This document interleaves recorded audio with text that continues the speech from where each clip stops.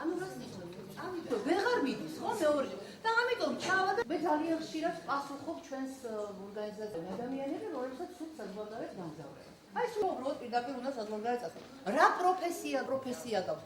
ისეთი თანაც რომ იმის პარაში არიან არალეგალები ყველასულა სერტიფიკატის მიცემა ინგლისურ ენაზეც კი პროფესიას კარგად არ აქვს უფლებული და უფლებების ძალიან ჩვენ ხვდებით ბათუმის პროფესიული კოლეჯის სტუდენტებს, რათა მოუთხროთ მათ უსაფრთხო მიგრაციის შესახებ. ასევე იმ რისკების თავიდან აცილების გზებსა და საშუალებებზე, რომლებიც შესაძლებელია ახდეს არალეგალურ უკანონო მიგრაციას. უპირველეს ყოვლისა, რა თქმა უნდა, ეს სერიოზული ნაბიჯი უნდა იყოს გადადგმული ძალიან მოფიქრებულ და წინასწარ ძალიან დიდი მომზადებით. ყველა წინადადება, რომელიც იქნება, ვთქვათ, მიწოდებული მათთვის შეთავაზებული ან თავად რაიმე ინფორმაციას მოიპოვებენ, აუცილებლად უნდა გადამოწმდეს. სანდოობის გადამოწმობა ეს არის ერთ-ერთი პირველი ნაბიჯი, რომელიც უნდა გაიაროს ყველა მიგრაციის პროცესებში ჩართვის მსურველმა.